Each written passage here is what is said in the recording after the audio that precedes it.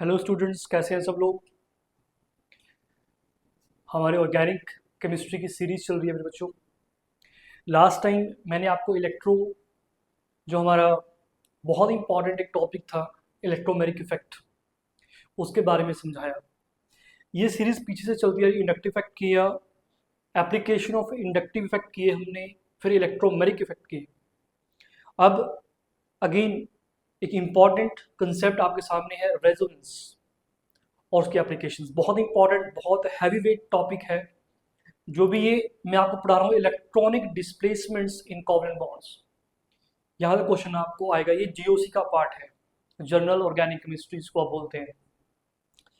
तो बिल्कुल ऑर्डर में पढ़िएगा मेरे बच्चों। एक जैसे मैंने ऑर्डर में वीडियोस लगाई हैं आपकी, वैसे ही पढ़िएगा, आगे पीछे ना हो, तभी आपको बेटर अंडरस्टैंडिंग होगी ऑर्गेनिक केमिस्ट्री की। ठीक है, तो आज रेजोनेंस करने वाले हैं जी, बहुत इंपॉर्टेंट टॉपिक है। और याद रखिएगा, प्लेलिस्ट में आप जाके, अलग से प्लेलिस्ट में जाके सब कुछ देख सकते हैं। आपको रैंडम वीडियो सर्च करने की जरूरत नहीं है। प्लेलिस्ट में जाइएगा, हर चीज़ की प्लेलिस्ट अलग से बनाई है मैंने। ऑर्गेनिक केमिस्ट्री अलग से, सॉल्यूशन चैप्टर अलग से, प्रीवियस जेई एडवांस क्वेश्चन अलग से बनाए हैं। ठीक है, तो स्टार्ट करते हैं। और हाँ, कईयों को अगर दिक्कत आती है, कई बार सोचता है बच्चा कि वीडियो ब्लर आ रही है जी, तो भाई सेटिंग्स में जाओ मेरे बच्चों। सेटिंग में जाके आप वीडियो पे जाके हाई क्वालिटी कर दी उसको, तो आपको बिल्कुल जो ब्लर है वो हट जाएगा, बिल्कुल क्लियर वीडियो आपको दिखाई देगी। ठीक है जी, तो स्टार्ट करते हैं मेरे बच्चों। इंपॉर्टेंट कंसेप्ट आज का, रेजोनेंस। रेजोनेंस क्या चीज़ होती है, लिख लीजिएगा। रेजोनेंस, देखो, जो रेजोनेंस है असल में इसको सिंपल हम रेजोनेंस ही बोलते हैं। इसमें एक और चीज़ आती है, मेसोमेरिक इफेक्ट भी दूसरे नाम से जाना जाता है इसको। मेसोमेरिक इफेक्ट, कभी मिजोमेरिक बोल देते हैं कई लोग। मेसोमेरिक इफेक्ट से जाना जाता है। आपके एनसीईआरटी सीबीएसई ने भी मेसोमेरिक इफेक्ट भी लिखा हुआ है। पर पहले पढ़ते, मतलब कहने का मतलब ये है कि रेजोनेंस को मेसोमेरिक इफेक्ट भी कहा जाता है, सिंपल सी बात है। तो रेजोनेंस होती क्या है, पहली बात तो ये कि what do mean by resonance. Resonance हम क्यों पढ़ रहे हैं, क्या जरूरत पड़ेगी इसको पढ़ने की। तो जरूरत ये पड़ी कि जो बेंजीन थी, एक मैं आपको एग्जांपल लेके चलता हूँ। पहले दो तीन एग्जांपल दूंगा, आपको बेटर अंडरस्टैंडिंग होगी कि हम क्यों पढ़ रहे हैं रेजोनेंस। बेंजीन का स्ट्रक्चर था जी, बेंजीन का स्ट्रक्चर ऐसे बनाया गया कि बेंजीन ऐसे होती है। ये स्ट्रक्चर है बेंजीन का। तो जो बेंजीन का स्ट्रक्चर था, कहा गया ये है, कहा गया ठीक है, मतलब प्रपोज किया गया ऐसा स्ट्रक्चर होगा। देखा गया कितने डबल बॉन्ड है, 3 डबल बॉन्ड है और 3 सिंगल बॉन्ड है ना। तो उसकी एक्सरे स्टडीज हुई। जो बेंजीन का स्ट्रक्चर होता है, ऑब्वियसली रियलिटी में तो एक्सपेरिमेंट होगा ना जी। ये तो आप पेज पे बना दिया आपने कि हाँ ऐसा दिखता होगा। तो वहां पे क्या हुआ, जब एक्सरे स्टडी की गई तो हमें ये बात पता चली कि जो ये कार्बन कार्बन बॉन्ड है, कितने कार्बन कार्बन बॉन्ड है दिख रहे हैं आपको। ये सब कार्बन है, ये भी carbon carbon carbon carbon carbon carbon. Structure को देख के लगता है कि 3 डबल बॉन्ड, 3 सिंगल बॉन्ड। तो जो इनके बीच की जो ऑब्वियसली है, अब कार्बन कार्बन बॉन्ड की जो लेंथ होती है वो तो पता होगी साइंटिस्ट को, क्योंकि सिर्फ बेंजीन में तो नहीं होते, हाइड्रोकार्बन्स में भी होती है कार्बन कार्बन सिंगल बॉन्ड। तो कहा गया जो नॉर्मल कार्बन कार्बन बॉन्ड की लेंथ थी उसको देखा गया, और फिर जो कार्बन कार्बन डबल बॉन्ड है जो लेंथ है उसको भी चेक किया गया और कंपेयर किया गया इनके साथ। तो जो एक्सरे स्टडी थी वहां पे ये देखने को मिला कि ये जो आपके कार्बन कार्बन बॉन्ड है, कितने 6 बॉन्ड है, ये सब इक्विवेलेंट हैं। इक्विवेलेंट का मतलब है कि कार्बन कार्बन बॉन्ड जो भी बना है यहाँ पे, चाहे वो सिंगल बॉन्ड है चाहे वो डबल बॉन्ड है, उन सबकी बॉन्ड लेंथ सेम है। दोबारा बोलता हूँ, एक्सरे स्टडी से ये पता चला, उसने रिवील कर दिया कि जो भी यहाँ पे कार्बन कार्बन बॉन्ड बने हैं, चाहे वो यहाँ पे सिंगल बॉन्ड दिखा रहे हैं चाहे डबल बॉन्ड दिखा रहे हैं, सब इक्विवेलेंट है, मतलब बॉन्ड लेंथ सेम है। अब ये बात हजम नहीं होती ना, हजम क्यों नहीं होती, क्योंकि हमें पता है जो बॉन्ड लेंथ है सिंगल कार्बन कार्बन बॉन्ड की, वो ज्यादा होनी चाहिए as compare to double bond. Chemical bonding पढ़ी है हमने पहले, हमें ये बात क्लियर कट है कि जो सिंगल बॉन्ड की लेंथ होती है वो ज्यादा होती है डबल बॉन्ड से। लेकिन स्टडी क्या बता रही है, एक्सपेरिमेंट क्या बता रहा है? एक्सपेरिमेंट कह रहा है कि सब सेम है नहीं, सब कार्बन कार्बन बॉन्ड। तो यहाँ पे फिर दिक्कत पैदा हो गई। कहा गया फिर क्या करते हैं, इसको एक स्ट्रक्चर और बना देते हैं। कहता कहा गया ये स्ट्रक्चर बना देते हैं, देखो जरा, एक स्ट्रक्चर और प्रपोज कर लिया गया इसके बारे में। कहा गया ये कर लो। कहा गया फिर भी बात नहीं बनेगी। क्यों? इसमें भी 3 डबल बॉन्ड है, 3 सिंगल बॉन्ड है।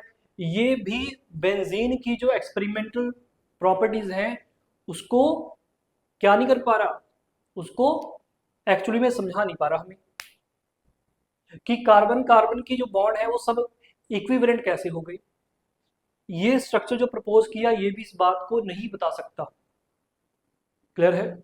तो क्या फिर बनाए, तो फिर बेंजीन दिखती कैसी होगी फिर? तो जो स्टडी है उससे ये बात तो क्लियर कट होगी कि जो आपके कार्बन कार्बन बॉन्ड है, सारे carbon bond 6 carbon bond they are equivalent. Equivalent means they have same bond length. ठीक है जी, ना वो डबल बॉन्ड है। तो एक बात वहां से क्लियर जरूर हुई थी, कहते कि जो कार्बन कार्बन बॉन्ड होता है बेंजीन बेंजीन रिंग में, कार्बन कार्बन जो बॉन्ड था, जो ये 6 बॉन्ड थे आपके कार्बन कार्बन बॉन्ड के, इनकी जो बॉन्ड लेंथ थी, इनकी जो बॉन्ड लेंथ थी वो double bond, sorry single bond, double कर देते क्योंकि डबल बॉन्ड छोटा होगा ना, is greater than the partial double bond करना पड़ेगा ना हमें, सिंगल बॉन्ड से ज्यादा, और जो डबल बॉन्ड है उससे कम होगा। क्या सही लिखा है मैंने कि डबल बॉन्ड इधर आएगा? चेक करना जरा, क्या डबल बॉन्ड उस तरफ आएगा या सिंगल इस तरफ आएगा? मैंने कहा कि कार्बन कार्बन बॉन्ड की जो बॉन्ड लेंथ थी वो ये पता चला, ना ही वो डबल बॉन्ड है ना ही वो सिंगल, तो उनके बीच वाला होगा ना कोई bond, means it's a partial double bond, mean it's a partial double bond. Partial double bond का मतलब जो डबल और सिंगल के बीच का होगा, वही बात है। डबल से कम होगा लेकिन सिंगल से ज्यादा होगा। क्लियर कट है बात? तो यहाँ से क्लियर कट हुआ कि इन दोनों का क्या होगा, एवरेज रहा होगा। तो इसका मतलब उनको उन्होंने कहा कि जो रियलिटी में एग्जिस्ट करता होगा, रियलिटी में जो एग्जिस्ट करती होगी बेंजीन रिंग या बेंजीन का स्ट्रक्चर जो होता होगा वो ये है असल में। जो ये डॉटेड आपको दिखाया गया है ये क्या बता रहा है? ये बता रहा है जी ना ये डबल बॉन्ड है ना ही सिंगल बॉन्ड है, ये पार्शियल डबल बॉन्ड है।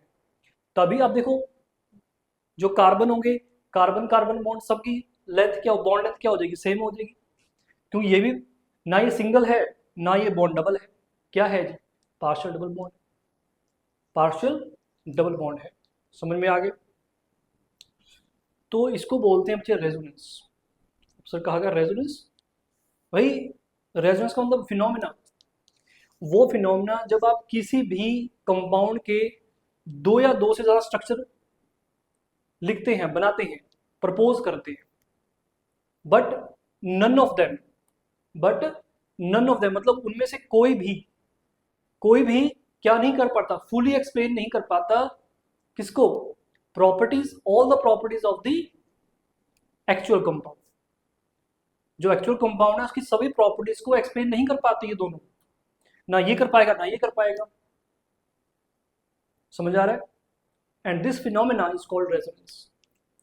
एंड जो स्ट्रक्चर आपने राइट किए हैं, जो प्रपोज किए हैं, they are called resonance structure, और you can say canonical structures.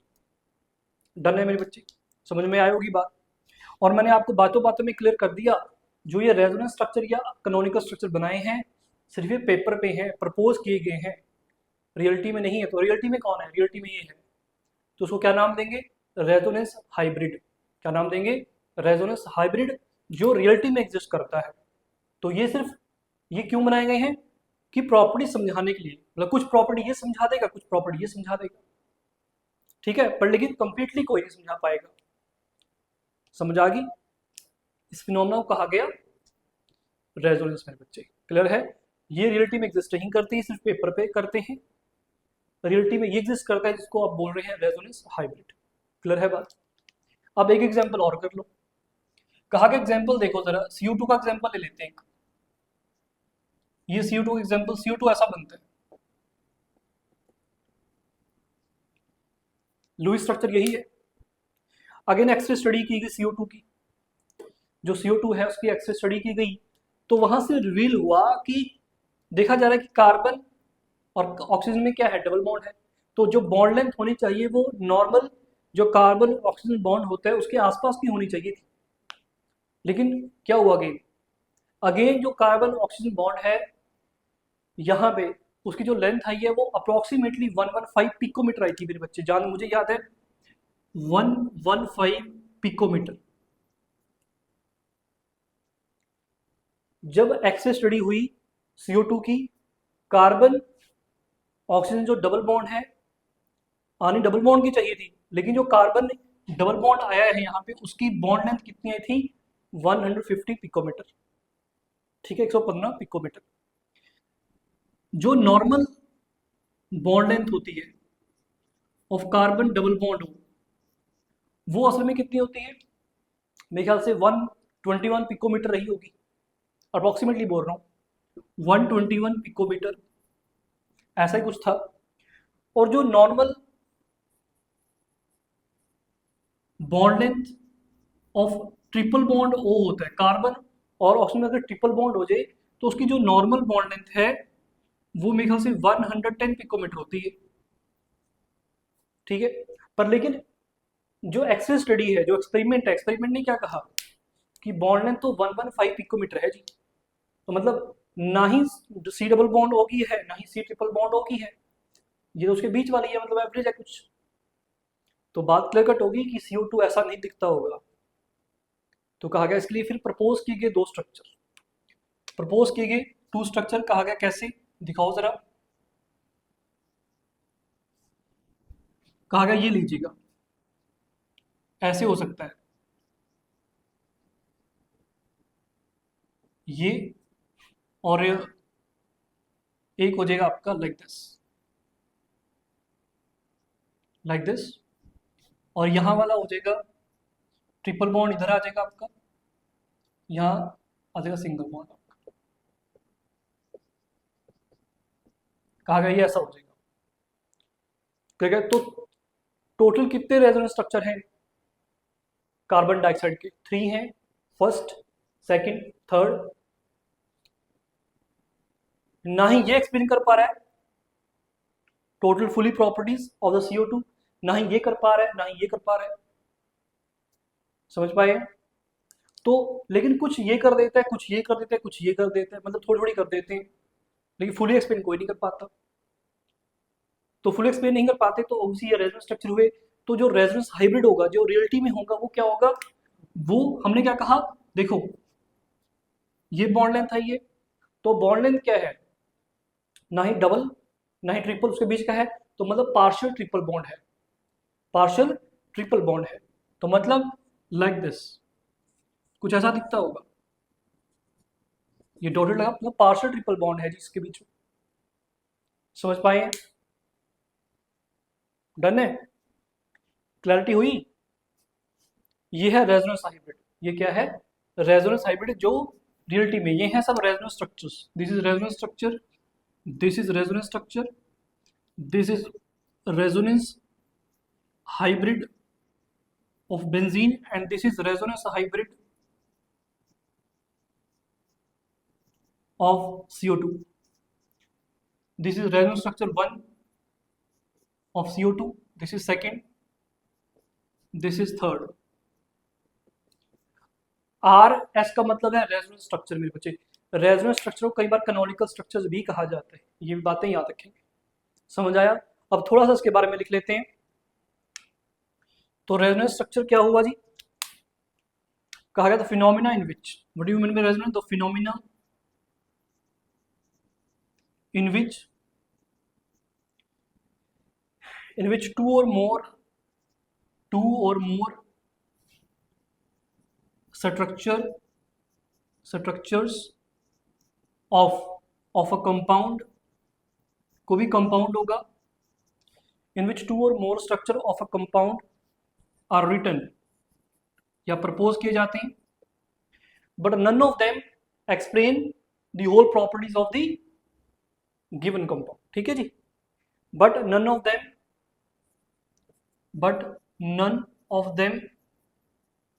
आप शॉर्टकट ये भी ले सकते हैं, but none of them represent it accurately. ये दोनों बेंजीन को एक्यूरेटली नहीं बता, एक्यूरेट तो ये है, ये तीनों CO2 को एक्यूरेटली नहीं समझा पा रहे, तो एक्यूरेट क्या है, ये है। तो आप ऐसे भी लिख सकते हैं, but none of them accurately represent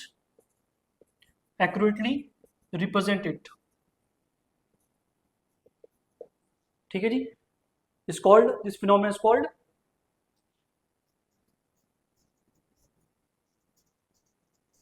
refer to as resonance. Clear हो गया मेरे बच्चे, समझ आया, कंसेप्ट क्लियर है ना, कि रेजोनेंस हम क्यों पढ़ रहे हैं, क्योंकि हमें जो एक्सपेरिमेंटल डाटा आता है, जो प्रॉपर्टी शो करता है एक्सपेरिमेंट, वो क्या होता है कि जो हम स्ट्रक्चर ड्रॉ करते हैं उनसे मेल नहीं खाती बातें, उनसे मैच नहीं करता। तो उसके लिए हम क्या करते हैं, उसके लिए हम क्या करते हैं, 2 या 3 जो स्ट्रक्चर हैं वो बनाते हैं उस कंपाउंड के लिए, प्रपोज करते हैं, ताकि कुछ प्रॉपर्टी ये शो कर दे, ताकि कुछ वो कर दे। पर लेकिन सभी की सभी प्रॉपर्टी कोई शो नहीं करता, वो कौन कर सकता है, सिर्फ रेजोनेंस हाइब्रिड। ठीक है जी बात, तो इसलिए हमें रेजोनेंस, एक बात तो क्लियर कट होगी कि रेजोनेंस एक थ्योरेटिकल कंसेप्ट है, ये बात यहाँ पे क्लियर दिख रही है हमें कि resonance is just a theoretical concept, और you can say it's a tool. Resonance एक टूल है जिसको लेकर हम क्या समझा पा रहे हैं, हम समझा पा रहे हैं whole the properties of a given compound. ठीक है जी, याद रखिएगा ये टूल है जिसकी वजह से हम कई प्रॉपर्टीज जो हैं कंपाउंड की समझा पाते हैं, जबकि अगर सिंगल स्ट्रक्चर, ये जो अगर सिंगल स्ट्रक्चर मान ये होता है बेंजीन का, तो हम ये पूरी की पूरी प्रॉपर्टीज नहीं रिवील कर सकता बेंजीन की जी। ठीक है, तो हमें क्या करना पड़ता है, हमें 2 या 2 से ज्यादा कोई जो स्ट्रक्चर हैं वो प्रपोज करने पड़ते हैं।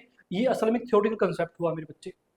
ठीक है, ताकि हम चीज़ों को समझ पाएँ, ताकि जो कंपाउंड है उसकी प्रॉपर्टीज को हम अच्छे से समझ पाएँ, एक कन्वीनियंट वे में समझ पाएँ। समझ में आ गई बात, चलो जी आगे चलते हैं। समझ में आ गया होगा, इसको नोट कर लेना मेरे बच्चे, एक बार नोट कर लीजिएगा।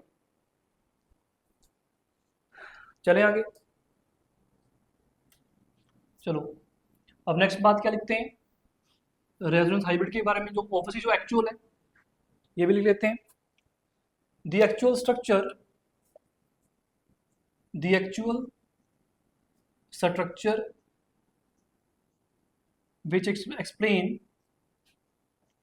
which explain all the properties, all the observed लिख लो, बेटर साउंड करता है। ऑब्जर्व्ड का मतलब बच्चे एक्सपेरिमेंटल डाटा। ठीक है, the actual structure which explain all the observed properties of a compound, कोई भी गिवन कंपाउंड होगा, of compound is called resonance hybrid, उसको हम रेजोनेंस हाइब्रिड बोलते हैं। जैसे कि ये था CO2 का, समझ पा रहे हैं, मतलब वो एक्चुअल होगा, जो रियलिटी में एग्जिस्ट करता होगा। जबकि जो रेजोनेंस स्ट्रक्चर्स हैं या कैनोनिकल स्ट्रक्चर हैं, ये जस्ट पेपर पे हैं, ये रियलिटी में नहीं है। तो थ्योरेटिकल कंसेप्ट है बच्चे ये, इसको नोट करते जाएं साथ साथ में। ठीक है, पॉज करके नोट कर लीजिएगा जी, मैं पहले बोल रहा हूँ। ठीक है, मैं रफ कर रहा हूँ ये वाला।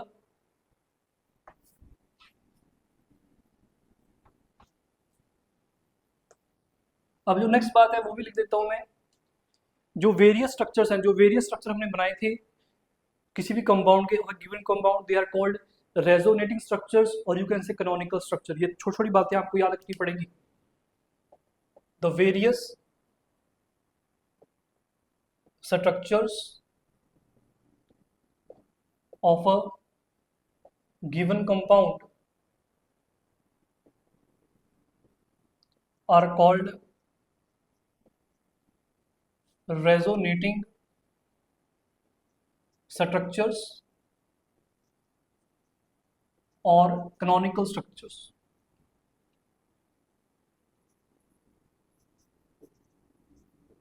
याद रखिएगा बच्चे, इंपॉर्टेंट है। इसको मैंने RS से कहा था, इसको CS भी बोल सकते हो। ठीक है, रेजोनेटिंग स्ट्रक्चर्स और you can say canonical structures. ठीक है, चलो आगे चलते हैं।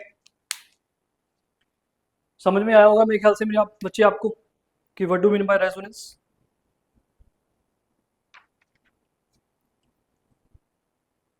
और नेक्स्ट पॉइंट में लिख लेते हैं कि जो रेजोनेंस स्ट्रक्चर्स होते हैं जो हमने बनाते हैं जो अलग अलग है वो रियलिटी में नहीं है, they just written on the paper to explain the properties, कुछ प्रॉपर्टीज, सब की सब तो नहीं कर सकते हैं, ठीक है। रेजोनेंस और कैनोनिकल स्ट्रक्चर्स, ठीक है जी, structures have no real existence, have no real existence, कोई रियल एग्जिस्टेंस नहीं है जिनकी, ठीक है। तो रियलिटी में कौन एग्जिस्ट करता है? सिर्फ resonance hybrid, only resonance hybrid exist in reality,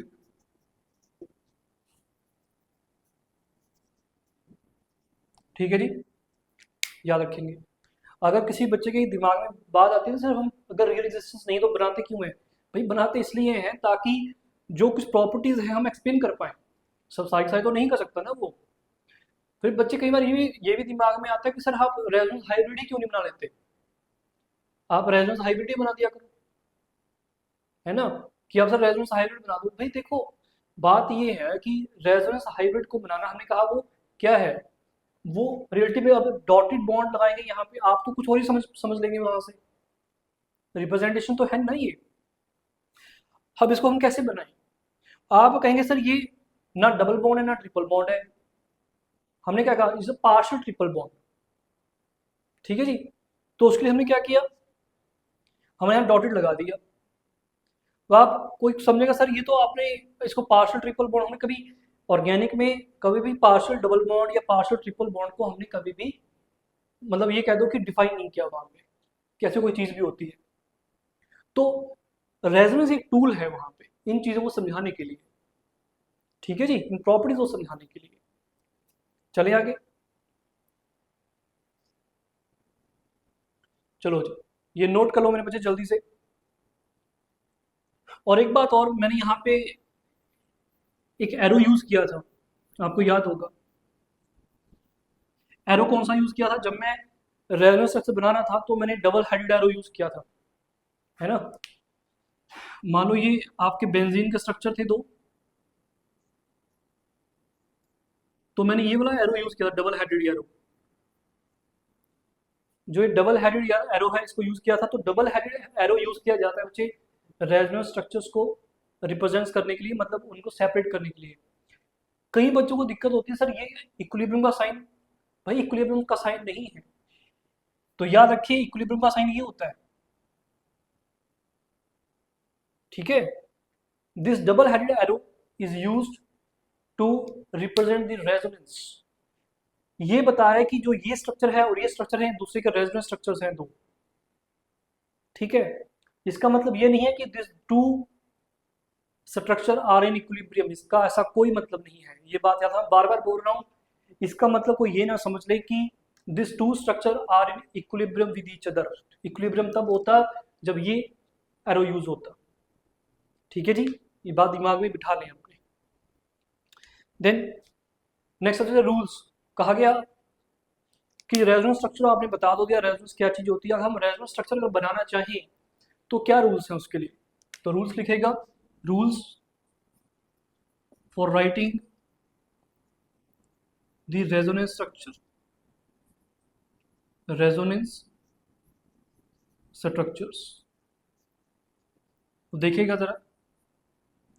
first rule, first rule ये है कि जो आपके एटम्स हैं, जो एटम्स हैं कंपाउंड में, उनकी पोजीशन चेंज नहीं होगी जब आप रेजोनेंस स्ट्रक्चर बना रहे हैं। मतलब आप एक रेजोनेंस स्ट्रक्चर बनाया तो दूसरा बना रहे हैं, तो जो एटम की पोजीशन है वो आप चेंज नहीं करेंगे और ना ही कर सकते हैं, ठीक है जी। तो लिखेगा पहला rule, resonance structures should have same position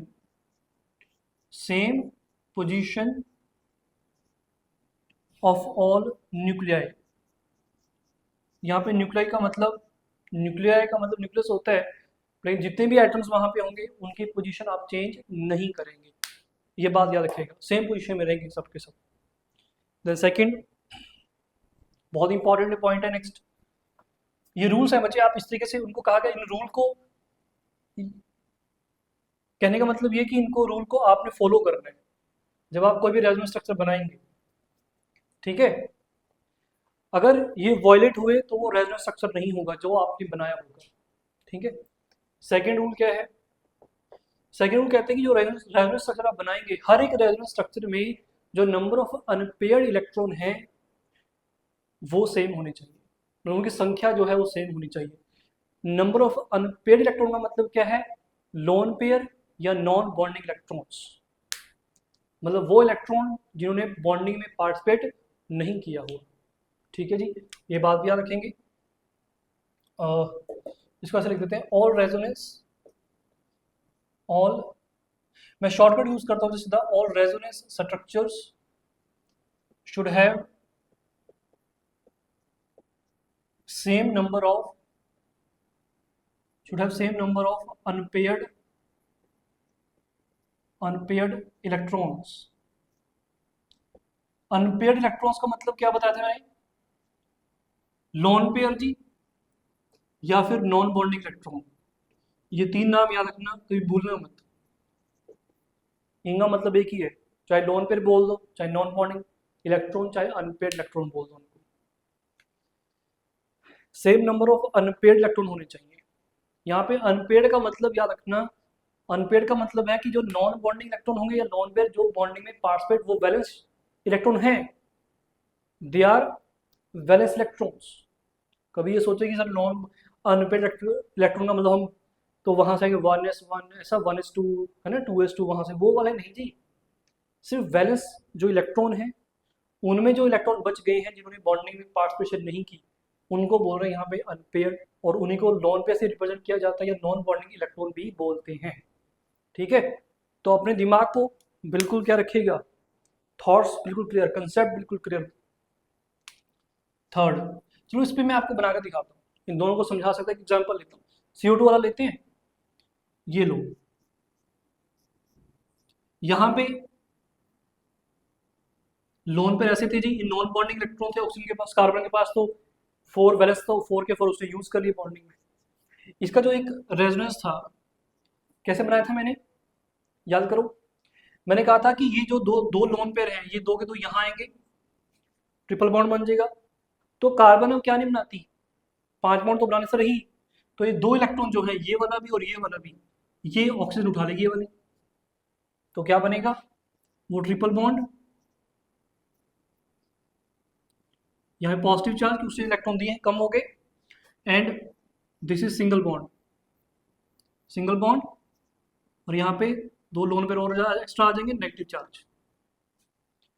देखो लोन पेयर की संख्या सेम है, कितने लोन पेयर थे, 4 लोन पेयर, एक लोन पेयर 1 2 3 4, 4 लोन पेयर, यहाँ पे 4 लोन पेयर 1 2 3 4, वही तो मैंने कहा है कि जब आपके लोन पे है अनपेयर इलेक्ट्रॉन है उनकी संख्या सेम होनी चाहिए।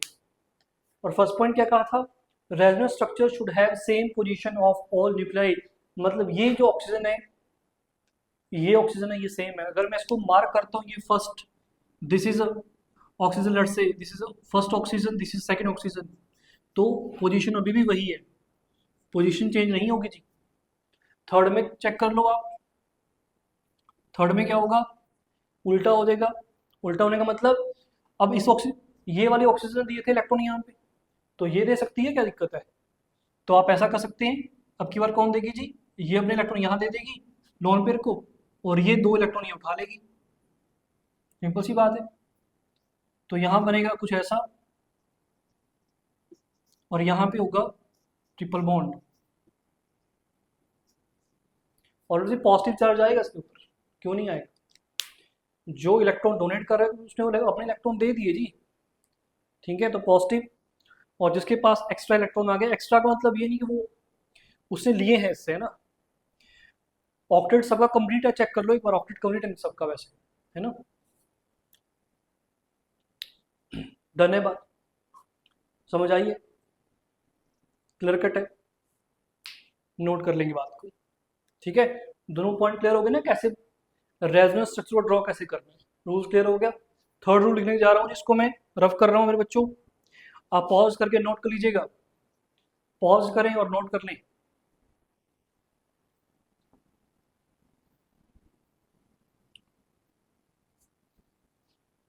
थर्ड रूल लिखिएगा, थर्ड रूल कहते हैं जो कॉन्ट्रीब्यूटिंग स्ट्रक्चर होते हैं, कॉन्ट्रीब्यूटिंग का मतलब जो ये रेजोनेंस स्ट्रक्चर्स होते हैं, जो इनकी जो एनर्जी होनी चाहिए वो ऑलमोस्ट सेम होनी चाहिए। ठीक है, ये भी पॉइंट इंपॉर्टेंट है। All the contributing structures, the contributing structures, contributing structure का मतलब रेजोनेंस स्ट्रक्चर की बात कर रहा हूँ जी। The contributing structures should have nearly same energy, nearly same energy, मतलब जो एनर्जी डिफरेंस है वो ज़्यादा नहीं होना चाहिए उनके बीच में, एनर्जी ऑलमोस्ट सेम होनी चाहिए। ठीक है, ऑलमोस्ट सेम, मैंने ये नहीं कहा बिल्कुल सेम ही हो जाए, ऑलमोस्ट सेम हो सकता है, अगर सेम होगी तो अच्छी बात है, पर लेकिन ऑलमोस्ट सेम ही होनी चाहिए। ठीक है, आपने अभी जो नेक्स्ट रूल है मैंने अभी सिखाया आपको, एक रूल देखना जरा यहाँ पे, वो रूल क्या था, जब मैंने ये रेजोनेंस स्ट्रक्चर बनाए हैं CO2 के, आपने एक बात यहाँ पे चेक की होगी, कौन से इलेक्ट्रॉन है जो मूव कर रहे हैं, आपने यहाँ पे चेक करो कि वो कौन से इलेक्ट्रॉन जिनको मैंने मूव कराया, तो मतलब रेजोनेंस स्ट्रक्चर जब आप बनाएंगे वो कौन से इलेक्ट्रॉन होंगे जो मूव करेंगे, जिनकी मूवमेंट होगी, या तो वो पाई बॉन्ड के इलेक्ट्रॉन है, मतलब पाई इलेक्ट्रॉन होंगे। देखो ये जो ये वाला इलेक्ट्रॉन है, ये डबल बॉन्ड है, डबल बॉन्ड में एक सिग्मा होता है, एक पाई इलेक्ट्रॉन है, तो जो पाई इलेक्ट्रॉन है वो ऑक्सीजन उठा लिए, तो मूवमेंट पाई इलेक्ट्रॉन की हुई। यहाँ पे मूवमेंट किसकी है, लोन पेयर की। तो ये बात याद रखेगा, रेजोनेंस में मूवमेंट जो हो सकती है या तो वो लोन पेयर की होगी या पाई इलेक्ट्रॉन्स की होगी, या दोनों की हो सकती है एक साथ। ठीक है जी, तो याद रखिए। Next point important, the only electron that can move, ठीक है जी, are pi electrons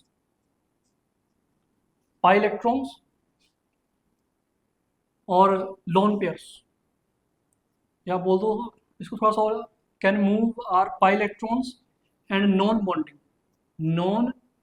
bonding electrons. Non bonding electron का मतलब लोन पेयर है जी। ये शब्द मैं इसलिए लिख रहा हूँ बच्चे क्योंकि ऐसी वर्डिंग आती है वहाँ पे, कहीं किसी बच्चे के दिमाग में ये ना रह जाए कि सर लोन पेयर और नॉन बॉन्डिंग अलग अलग नहीं होते, ये सेम बात है। ठीक है, चलो जी, समझ आ गया। आपने एक बात और चेक की होगी यहाँ से, जब मैंने इनको बनाया है आपने एक बात और चेक की है, क्या चेक की है, मैंने आपको बातों बातों में कहा था कि चेक करो सबका ऑक्टेट कंप्लीट है क्या। ऑक्टेट कंप्लीट होने का मतलब क्या था, सबने लुईस स्ट्रक्चर पढ़े हैं केमिकल बॉन्डिंग में, तो ये कहने का मतलब ये है कि आप इस बात का भी ध्यान रखेंगे कि जो भी आपने स्ट्रक्चर बनाया है वो एक प्रॉपर लुईस स्ट्रक्चर हो, वो एक प्रॉपर लुईस स्ट्रक्चर हो मेरे बच्चे, ये बात याद रखेंगे। ठीक है, fifth, all the structures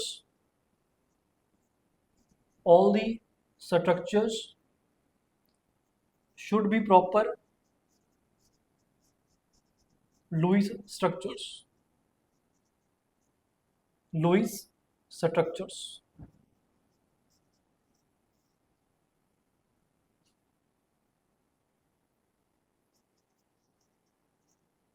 respect दीजिए जी, एल कैपिटल स्मॉल नहीं रहेगा, एल साइंटिस्ट का नाम है लुईस, तो थोड़ी रिस्पेक्ट दें, लुईस स्ट्रक्चर्स। ठीक है, नेक्स्ट चलते हैं। एग्जाम्पल आपको समझ में आ गया होगा ये, है ना। अब आपको मैं थोड़ा सा ना इसमें और रिवील करता हूँ, all the structure should be proper Lewis structure, example देता हूँ उसको, आपको ज़्यादा समझ आएगा। एग्जाम्पल दे ही देता हूँ आपको मैं। मान लो कोई बच्चा है, किसी ने आपको यह एग्जांपल जैसे आ सकता है कि जेई मेंस में आपको 2-3 रेजोनेंस स्ट्रक्चर बना कर देंगे, वो उनमें कहेंगे कि हाँ बताओ भाई इनमें से कौन सा रेजोनेंस स्ट्रक्चर नहीं हो सकता, है ना, which one will not represent resonance structures. ठीक है, तो वहां पे आपने ये तो चेक करना है कि वो प्रॉपर लुईस स्ट्रक्चर होना है। अब ये कैसे चेक करोगे, देखो जरा मैं एग्जांपल देता हूँ, ज़्यादा समझ आएगा। मान लो मेरे पास कुछ ऐसा है, CH2 CH2 double bond CH NH2। इसमें एक काम और करते हैं, इसमें एक डबल बॉन्ड NH3 कर देते हैं यहाँ पे, NH3। अब पॉजिटिव चार्ज आ जाएगा इसके ऊपर। ठीक है, डन। मान दूसरा वो ऐसा देते हैं आपको बनाकर, मैं क्या करता हूँ, मैं लोन पे इस तरफ ट्रांसफर कर देता हूँ। ठीक है, ये मैं सिखाऊंगा कैसे लोन पे ट्रांसफर होता है, डोंट वरी, हर एक चीज़ आपको सिखा के जाऊंगा कि बनाते भी कैसे हैं, क्या क्या कंडीशंस रहती हैं। ठीक है, डोंट वरी, चेक। तो ये जो पाई इलेक्ट्रॉन है मैं इधर पहुंचा रहा हूँ जिनको। ठीक है, तो क्या होगा, CH2 single bond CH double bond NH3, ध्यान दीजिएगा। अब दो के दो इलेक्ट्रॉन उस तरफ जाने के कारण क्या होगा, जो नाइट्रोजन पॉजिटिव चार्ज वो खत्म हो चुका है, लेकिन यहाँ पे डेवलप हो जाएगा। ठीक है, ऑब्वियसली कार्बन से इलेक्ट्रॉन छीन लिया गया ना ये वाला उसका, ये जो इलेक्ट्रॉन था इसने शेयरिंग में दिया था, पर लेकिन वो तो चला गया उधर, तो पॉजिटिव चार्ज आ गया कार्बन के ऊपर। ठीक है, और नाइट्रोजन को वो शेयरिंग में दे दिया इस कार्बन ने, क्योंकि इस कार्बन का अपना भी इलेक्ट्रॉन था ना एक, तो वो तो उसके पास अभी भी इस कार्बन के पास, उधर उसने दे दिया किसमें, नाइट्रोजन को। तो नाइट्रोजन के तो बाहरी न्यारे हो गए हैं ना, मतलब उसको तो पॉजिटिव चार्ज गया, गायब हो गया। लेकिन ये गलत है।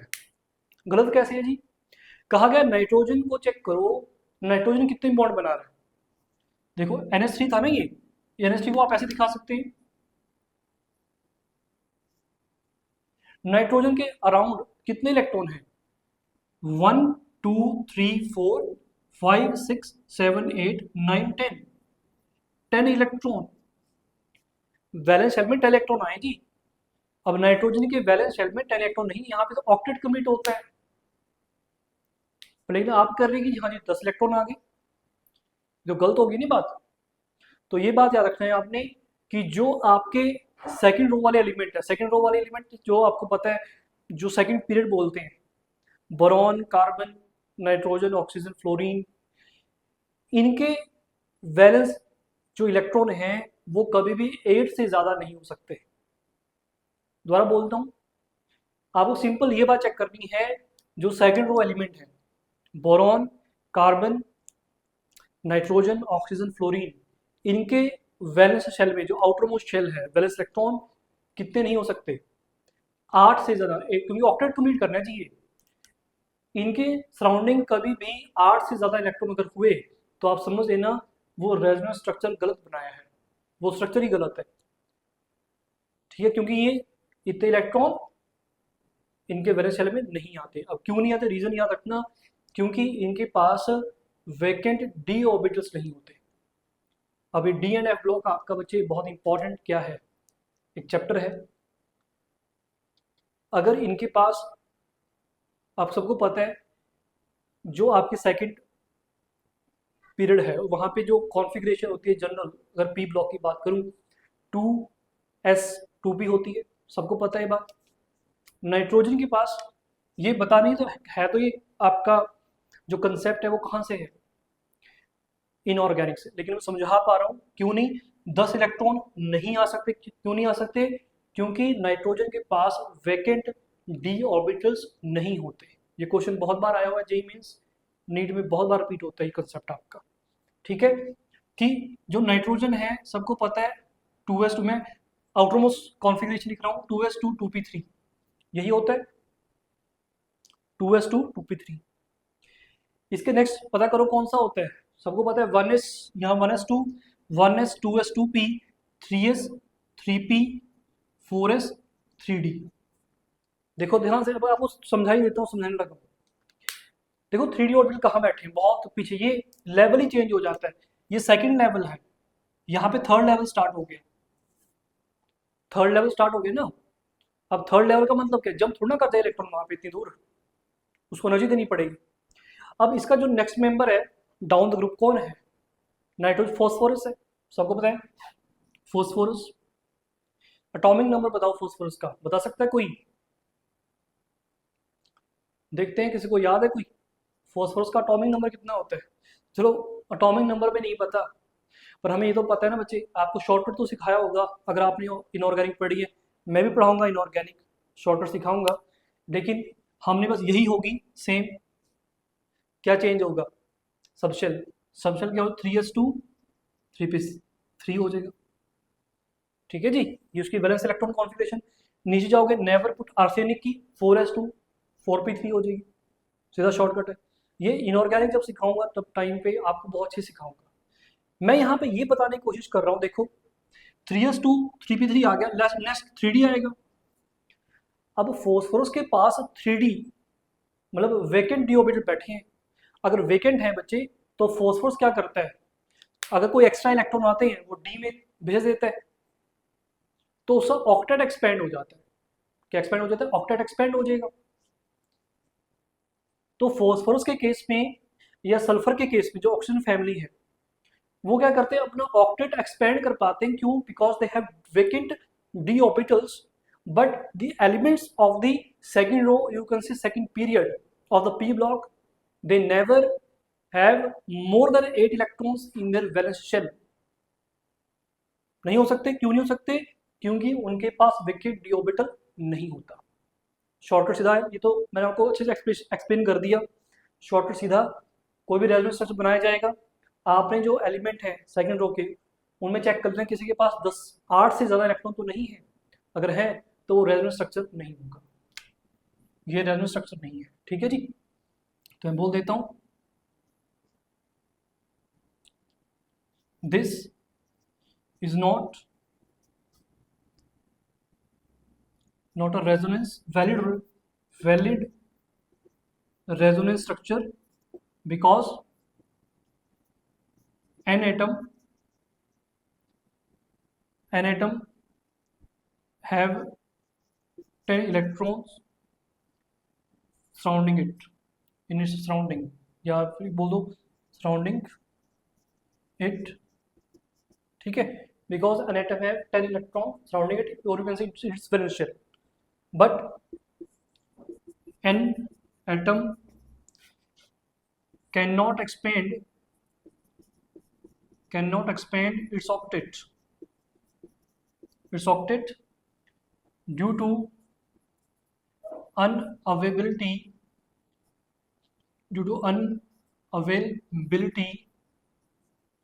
of empty d orbitals,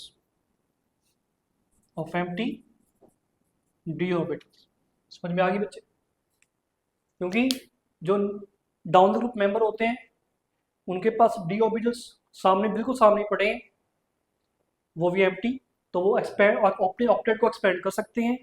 but जो नाइट्रोजन, ऑक्सीजन, फ्लोरीन वगैरह है, कार्बन वगैरह है, ये अपना ऑक्टेट एक्सपेंड नहीं कर सकते। ठीक है जी, इंपॉर्टेंट कंसेप्ट है, याद रखना। चलो आगे चलते हैं। चलो एक एग्जांपल और लेता हूँ आपके साथ, ठीक है। ये वेल रेजोनेंस स्ट्रक्चर नहीं है, वो है, आप देख सकते हैं आपके सर यहाँ पे, आप चेक कर सकते हो कि यहाँ पे जो नाइट्रोजन है इसके आसपास कितने इलेक्ट्रॉन हैं, ये H हो गया, ये H हो गया, ये H हो गया, तो 1 2 3 4 5 6 7 8 डन है। इसको नोट कर लेना मेरे बच्चे, इंपॉर्टेंट कंसेप्ट था, मैं रफ कर रहा हूँ, पॉज करके नोट कर लीजिएगा, पॉज कर लीजिएगा, और नोट मैं नेक्स्ट रूल लिखने जा रहा हूँ आपके लिए। डन, चलो जी एक एग्जाम्पल और देते हैं आपको, मान लो ये वाला एग्जाम्पल है,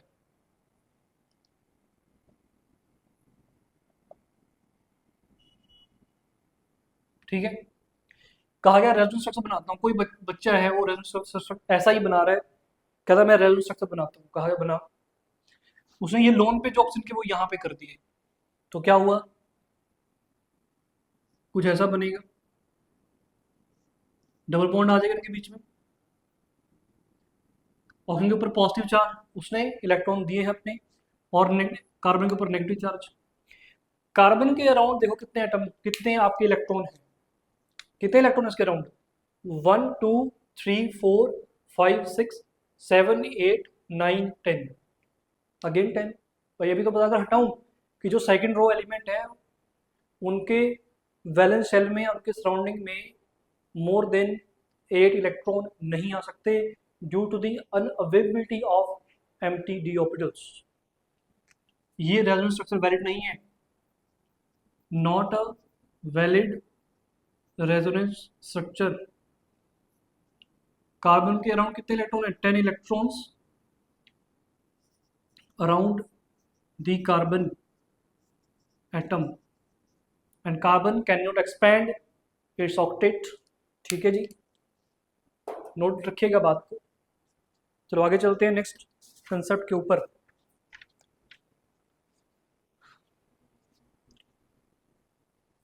नेक्स्ट रूल, नेक्स्ट रूल ये है बच्चे, कहा गया जो स्ट्रक्चर होते हैं जो इक्विवेलेंट होते हैं, इक्विवेलेंट का मतलब मैंने कहा जो स्ट्रक्चर हैं आप रेजोनेंस स्ट्रक्चर बनाएंगे और दो या दो से ज़्यादा होते हैं, तो कहा गया जो रेजोनेंस स्ट्रक्चर इक्विवेलेंट होते हैं, इक्विवेलेंट का मतलब है एक जैसे दिखते हैं, they make a large contribution, उनकी कॉन्ट्रीब्यूशन सबसे ज़्यादा होती है टूवर्ड्स द रेजोनेंस हाइब्रिड, मतलब जो आपका रियलिटी में एग्जिस्ट कर रहा है उसको वो सबसे ज़्यादा कॉन्ट्रीब्यूट करते हैं, लार्जेस्ट मैक्सिमम कॉन्ट्रीब्यूशन होगी किसमें, आपके रेजोनेंस हाइब्रिड में, उन रेजोनेंस स्ट्रक्चर्स की जो क्या होते हैं, इक्विवेलेंट होते हैं। इक्विवेलेंट का मतलब उनकी एनर्जी सेम होगी बिल्कुल और वो एक जैसे भी दिखते हैं। ठीक है, एग्जाम्पल देते हैं आपको, और याद रखना इनकी वजह से जो स्टेबलाइजेशन होती है, मैं अगेन एक बात बहुत इंपॉर्टेंट कर रहा हूँ, जो स्टेबिलिटी होती है इनकी वजह से वो भी काफ़ी हाई होती है। मैं ये इंपॉर्टेंट, मेरे ख्याल से पॉइंट आ गया हमारे पास, 6th है 5th है ना, देख लेना कौन सा है, मैं भूल चुका हूँ कौन सा पॉइंट था, मेरे ख्याल से 6th होगा या 4th 5th होगा। ठीक है, क्या कहा मैंने, वो रेजोनेंस स्ट्रक्चर जो कि क्या होते हैं, equivalent, make a large contribution towards the resonance hybrid. ठीक है, तो लिखो इस बात को, equivalent structures, equivalent structures make equal contribution, make equal contribution मतलब एक, उनकी कंट्रीब्यूशन जो होती है इक्वल होती है और काफ़ी ज़्यादा लार्ज होती है, make equal contribution towards resonance hybrid, resonance hybrid. ठीक है, and the system, and the system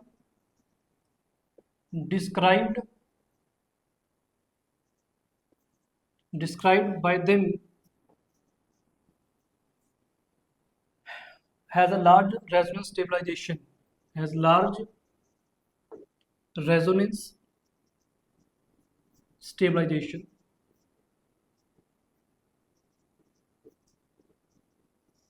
बहुत इंपॉर्टेंट है, बहुत ज़्यादा, बहुत ही ज़्यादा इंपॉर्टेंट। जो इक्विवेलेंट का याद रखना चाहिए, इक्विवेलेंट स्ट्रक्चर का मतलब है जो एक जैसे दिखाई देते हैं और जिनकी एनर्जी बिल्कुल सेम है, आइडेंटिकल नहीं कहा, बिल्कुल सेम होती है, उनकी जो कंट्रीब्यूशन है रेजोनेंस हाइब्रिड में वो इक्वल होती है, और ये होने के बावजूद वो क्या करते हैं, वो बहुत ज़्यादा कंट्रीब्यूट करते हैं रेजोनेंस हाइब्रिड में। तो दे मेक, जो भी वो सिस्टम बनाते हैं, जो भी वो रेजोनेंस हाइब्रिड बनेगा उसकी जो रेजोनेंस स्टेबलाइजेशन एनर्जी, वो रेजोनेंस स्टेबलाइजेशन जो होती है वो बहुत ज़्यादा हाई होती है, मतलब लार्ज होती है, मतलब वो कुछ ज़्यादा ही स्टेबल होगा वो स्ट्रक्चर, वो रेजोनेंस हाइब्रिड स्ट्रक्चर बहुत ज़्यादा स्टेबल होगा। ठीक है, एग्जाम्पल देता हूँ मैं आपको, एग्जाम्पल तो आप सबको थोड़ी देर पहले दिया था मैंने उसका, बेंजीन, ये बेंजीन है जी, आपके दो स्ट्रक्चर बनते हैं बेंजीन के, आप देख सकते हैं ये एक जैसे दिख रहे हैं, एक जैसे हैं दोनों स्ट्रक्चर बेंजीन के, तो they are equivalent structure. Equivalent का मतलब एक जैसे दिखते हैं, एनर्जी भी सेम है। ठीक है जी, तो make equal contribution toward resonance hybrid, मतलब जो ये रेजोनेंस हाइब्रिड बनेगा ये वाला, इसमें जो कंट्रीब्यूशन है इसकी और इसकी दोनों की 50-50% है, लार्ज कंट्रीब्यूशन है। And the system describe by them, और जो ये सिस्टम बनाते हैं, कौन सा सिस्टम बनाए ये बता, ये सिस्टम कुछ ज़्यादा ही स्टेबल है, बहुत ज़्यादा स्टेबल है। ठीक है जी, ये है इसका कहने का मतलब। एग्जाम्पल और देता हूँ आपको मैं, एग्जाम्पल और लेना चाहिए। मैं कहता हूँ CH2 double bond CH2 double bond CH, यहाँ पे CH कार्बन ने 2 बॉन्ड बना लिए, एक और बॉन्ड बना लेते हैं CH2। ठीक है, पॉजिटिव चार्ज दे देते हैं। पॉजिटिव चार्ज कैसे आया, कार्बन का जो फोर्थ इलेक्ट्रॉन, 3 इलेक्ट्रॉन इसने यूज किए पेयरिंग में, फोर्थ इलेक्ट्रॉन यूज नहीं किया गया, कोई ले गया, चुरा ले गया, तो पॉजिटिव चार्ज आ गया इसके ऊपर। अब यहाँ पे रेजोनेंस होगी, देखो ये जो पाई इलेक्ट्रॉन है ये इस तरफ भागेंगे, यहाँ आएंगे, तो एक रेजोनेंस बनेगा इसका, like this CH2 CH double bond CH2। अब ये दो इसको इलेक्ट्रॉन दे दिया गया, तो पॉजिटिव चार्ज गायब, लेकिन इसके ऊपर आ जाएगा। अब अगेन देखो ये दोनों रेजोनेंस स्ट्रक्चर कैसे हैं, एक जैसे, मतलब इक्विवेलेंट है, तो इनकी वजह से जो भी क्या बनेगा, रेजोनेंस हाइब्रिड या जो भी सिस्टम बनेगा वो बहुत ज़्यादा स्टेबल होगा। वो कौन सा होगा, आप तक चेक कर सकते हैं, इनका रेजोनेंस हाइब्रिड ऐसा दिखाई देगा बच्चे, CH2, ये यहाँ पे डबल बॉन्ड है, यहाँ पे सिंगल बॉन्ड है, तो मतलब क्या होगा, डबल है सिंगल है, मतलब ना ही डबल है ना सिंगल है, मतलब बीच वाला है, मतलब पार्शियल डबल बॉन्ड, पार्शियल। तो आप इनको पहले ऐसे कनेक्ट कर दें, और फिर पार्शियल डबल बॉन्ड, यहाँ पे पार्शियल डबल बॉन्ड, यहाँ पे पार्शियल डबल बॉन्ड, और पॉजिटिव इस कार्बन के ऊपर भी आया है यहाँ पे, और इस कार्बन पे भी आया है, तो मतलब यहाँ पे partial positive, this is partial positive. ठीक है, तो ये सिस्टम बहुत ज़्यादा स्टेबल बना है, क्योंकि जो उसके रेजोनेंस स्ट्रक्चर हैं दे आर इक्विवेलेंट। चलो जी आगे चलते हैं।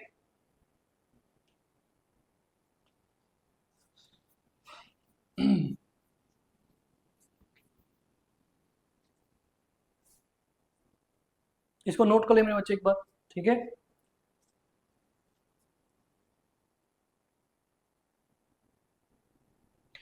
और याद रखना जो रेजोनेंस हाइब्रिड होता है, ये रेजोनेंस हाइब्रिड है, जो इनकी एनर्जी होती है वो लोअर होती है बच्चे इन रेजोनेंस स्ट्रक्चर से, चाहे वो जितने मर्जी हो। सबसे लोएस्ट एनर्जी किसकी होगी, रेजोनेंस हाइब्रिड की। क्यों, केमिकल बॉन्डिंग में पढ़ा है बात, क्या पढ़ी है, जितनी एनर्जी लोअर होगी किसी भी कंपाउंड की वो उतना ही ज़्यादा स्टेबल होता है। क्या कहा, दोबारा बोल रहा हूँ, लोअर दी एनर्जी मैक्सिमम दी स्टेबिलिटी, कंसेप्ट भूलना नहीं है, ठीक है।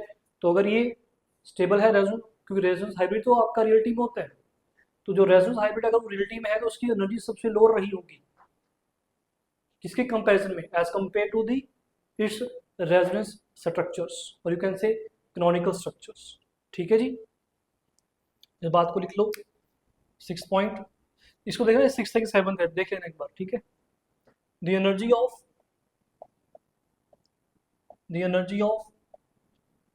resonance hybrid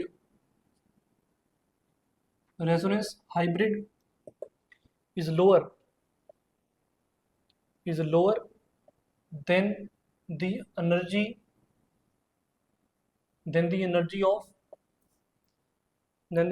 of any contributing structures। Contributing structure का मतलब रेजोनेंस स्ट्रक्चर की बात कर रहा हूँ, ठीक है। एनर्जी लेस रहेगी हमेशा, ठीक है। अब एक बात यहाँ से क्लैरिटी पता चलती है हमें कि जो रेजोनेंस है बच्चे, रेजोनेंस किसी भी आयन को या मॉलिक्यूल को स्टेबलाइज करती है। अगर किसी भी मॉलिक्यूल में या कंपाउंड में रेजोनेंस है तो रेजोनेंस की वजह से वो जो कंपाउंड होगा, वो आयन होगा या मॉलिक्यूल बोल दो, वो काफ़ी ज़्यादा स्टेबल होगा। ये बात आपने नोट रखनी है, इसको मैं अप्लाई करूँगा कहाँ पे, आपके क्वेश्चंस के अंदर। तो पॉइंट लिख लेना, रेजोनेंस स्टेबलाइज द मॉलिक्यूल और आयन। जैसे ये मॉलिक्यूल है बच्चे बेंजीन का, ये एक आयन है ऑब्वियसली, ठीक है, ठीक है। रेजोनेंस स्टेबलाइज द मॉलिक्यूल और ion specially specially when the resonance structures are equivalent ये बात हमेशा याद रखना मेरे बच्चे, बहुत इंपॉर्टेंट है। आपने ये तो कभी भूलना ही नहीं है कि रेजोनेंस जो है वो किसी भी मॉलिक्यूल या आयन को स्टेबलाइज करती है अगर वो उस मॉलिक्यूल में प्रेजेंट है। अगर कोई भी आपका मॉलिक्यूल या आयन रेजोनेंस क्या कर रहा है, शो कर रहा है, ठीक है जी, रेजोनेंस की प्रॉपर्टी शो कर रहा है, तो मॉलिक्यूल या वो आयन जो होगा वो बहुत ज़्यादा स्टेबल होगा। ठीक है मेरे बच्चों, तो इसको याद रखना। ये रूल सिखाए मैंने। नेक्स्ट लेक्चर में मैं आपको ये सिखाऊंगा कि स्ट्रक्चर को बनाते कैसे हैं। जो इलेक्ट्रॉन की मूवमेंट्स है अभी तो कुछ हल्का फुल्का सिखाया है, नेक्स्ट ये सिखाऊंगा प्रॉपर कि इनको बनाना कैसे है। फिर हम ये सीखेंगे, अभी मैंने आपको बताया स्टेबिलिटी, ये भी बहुत इंपॉर्टेंट क्वेश्चन आते हैं स्टेबिलिटी के ऊपर। Stability of different resonance structures, हम कैसे पता करते हैं कि कौन सा रेजोनेंस स्ट्रक्चर ज़्यादा स्टेबल है और कौन सा आपका रेजोनेंस स्ट्रक्चर कम स्टेबल है। तो उसके लिए भी रूल पढ़ेंगे, वो करेंगे। मिलते हैं मेरे बच्चों, आपको वीडियो को लाइक कीजिएगा, चैनल को सब्सक्राइब कर लीजिएगा ताकि आपको क्या मिलते रहे, नोटिफिकेशन, और कोई भी लेक्चर जो है आपको वो मिस ना हो। मिलते हैं मेरे बच्चे।